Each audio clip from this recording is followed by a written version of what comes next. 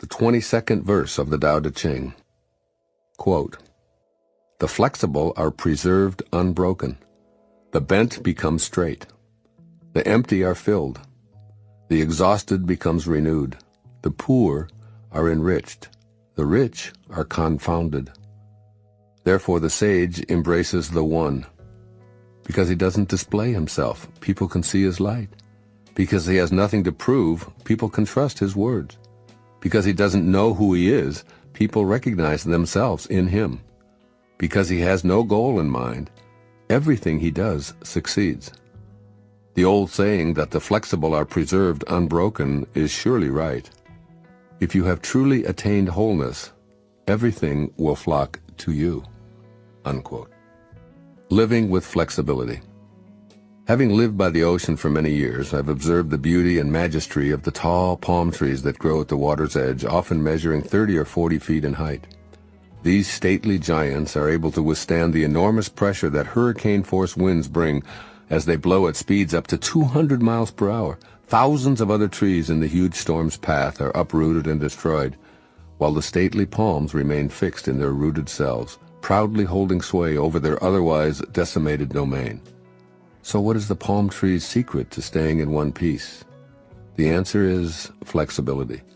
They bend almost down to the ground at times, and it's that variability that allows them to remain unbroken. In this 22nd verse of the Tao Te Ching, Lao Tzu invites you to embrace a similar quality of elasticity. Begin to sense the oneness that is the Tao supplying your resiliency and grounding, helping you to withstand the storms of your life as pliantly as the supple palm tree.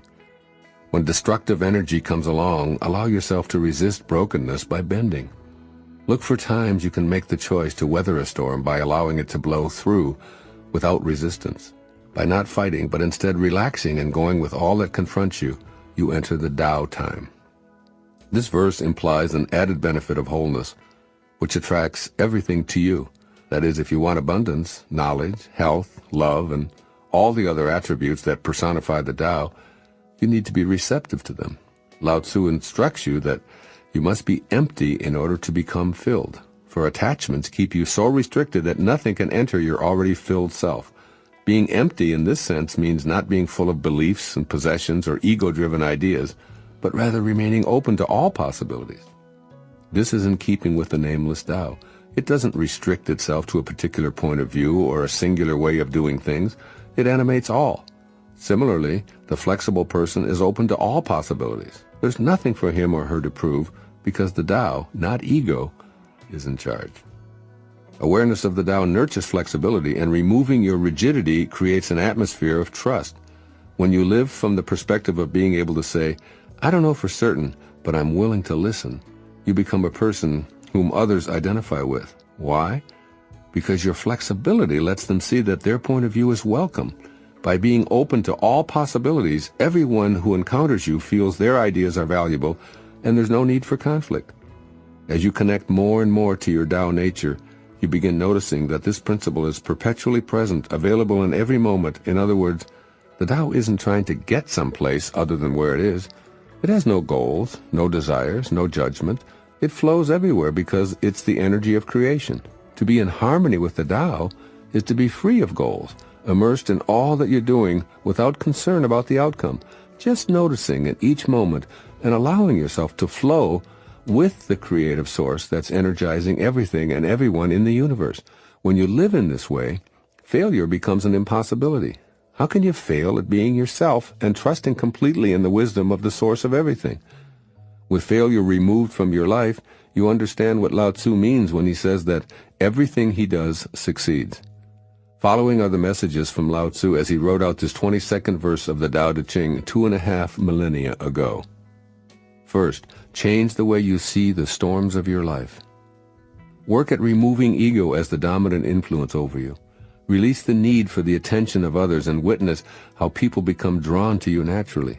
Let go of having to win an argument and being right by changing the atmosphere with a statement such as, "You're very likely correct. Thanks for giving me a new perspective." This kind of a proclamation gives everyone permission to relax their rigidity because you have no need to prove yourself or to make others wrong. If you change the way you think, the life you're living will change.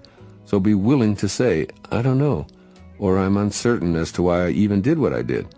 As Lao Tzu reminds you, when you suspend your pomposity and your rigidity, others recognize themselves in your flexible nature, and they'll trust you.